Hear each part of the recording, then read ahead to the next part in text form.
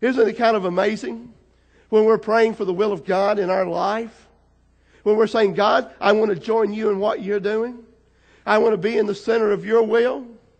That it's amazing, and when we surrender to that and we don't tell God what we will do and what we won't do, that how many blessings come in our life?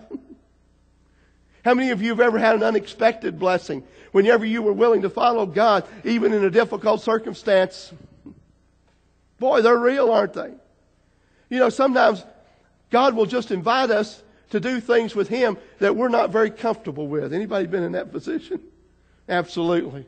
I think all of us have. Have you ever walked into that place and there was somebody there that you had been praying for, that you knew needed to receive the Lord, and somehow you were saying, God, if I ever had an opportunity to witness to a lost person, God, I want to do that, and all of a sudden you're sitting there with them one-on-one. You're saying, God, I didn't mean this. Isn't there a better way? Can't you send the preacher over? Or something or another. But there it is. Is that coincidence? No, it's not coincidence. God knew what was happening in that circumstance. And so what He asks you to do is to do what He is doing in your life. Now you say, well, wait just a minute. How does God get us prepared for those things? Jeremiah gives us one of the most beautiful illustrations in understanding how to place ourselves in God's will. Not that we understand God's will for our life directly. Matter of fact, oftentimes when we understand what God is doing, we're looking back on it and looking at the blessings of what God has done in our life and through our life and things that we didn't have any idea about.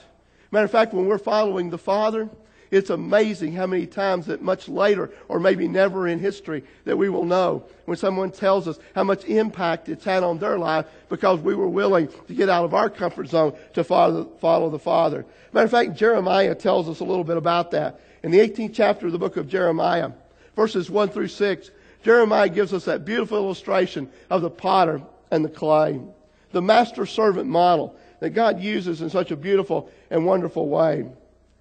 This is what he says. Excuse me.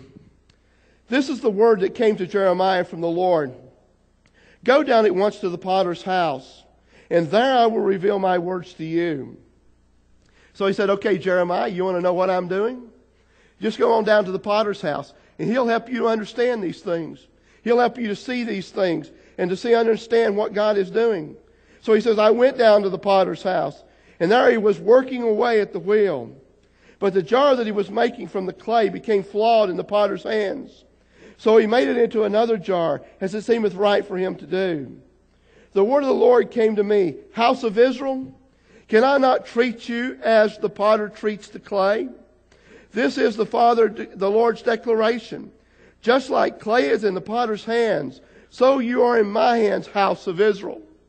Wow. Look what God is saying to the children of Israel here. He said, listen, I've called you to be my people. Through your father Abraham, you agreed to be my people. Abraham went out seeking a vision, following me, not knowing where he was going, not knowing where he was going to settle down. Matter of fact, I love the phraseology that the Bible uses when it said that he told Abram to go into a country, and Abram went out. He sought a city whose builder and maker was God, but he didn't know the name of the city. He didn't know the place. He put himself at God's disposal. And what it says, and the most fascinating in the King James Version, says that he settled down in tents. Do you catch that?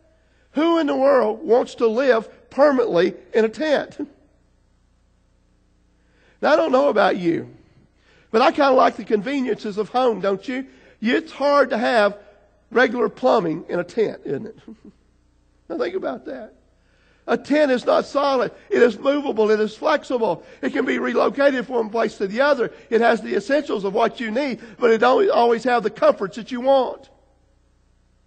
So what he's saying here to the children of Israel is he says, you want to know how I'm going to use you? I have called you to be my people. And I will mold you if you will allow me. And I will make you.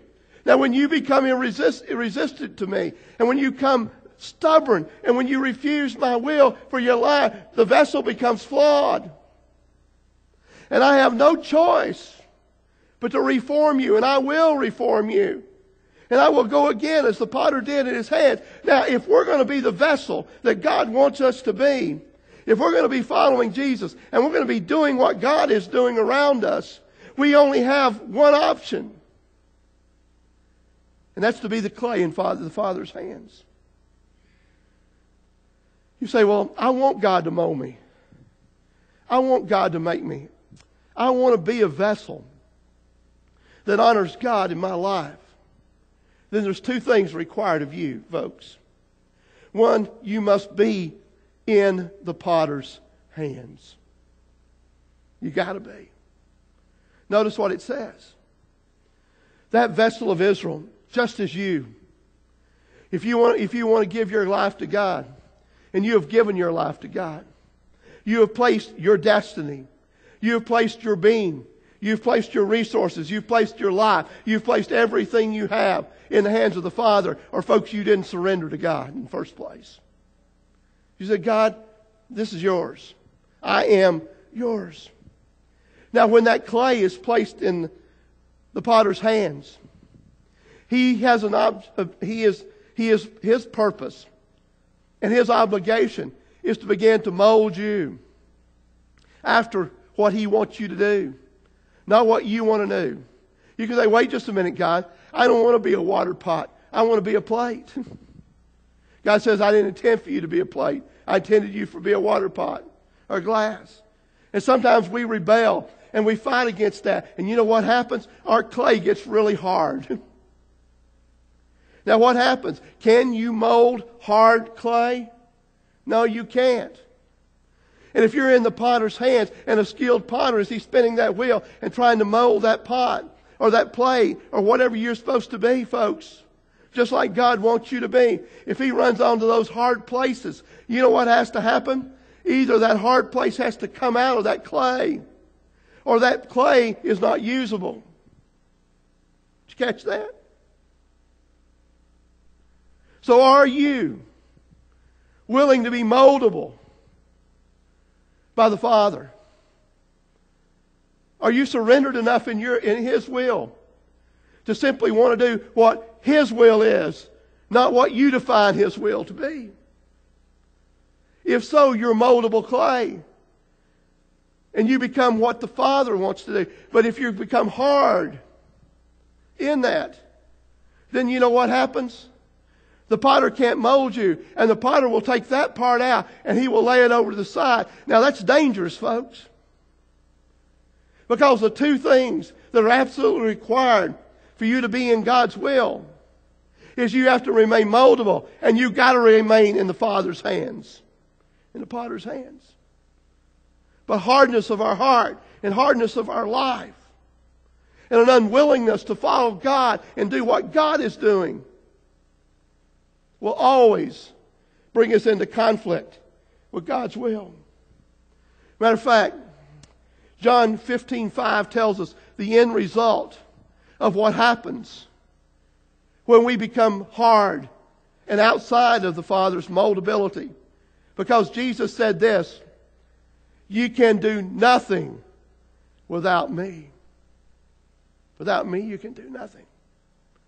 What's a clump of clay worth? Just as a clump of clay. Not a lot, is it? But what's a clump of clay worth in a master potter's hand? Think about it. They can mold it and they can make it. They can try it by the fire and bring that vessel into a usable place in the kingdom. God wants you to be that clay. And the model is very simple, folks. If you're going to be God's person, you've got to be molded by God. Because God knows how you're going to be used. God sees history in a panoramic view, folks, not in the little narrow view of our life. And our life is driven by the narrow view. We see something and we want to react to that particular event. But you see, God knew that event was going to take place long time before we were in that event. And if we will allow God to mold us and make us after his will, when we come to that place, we're going to be prepared for that event that takes place.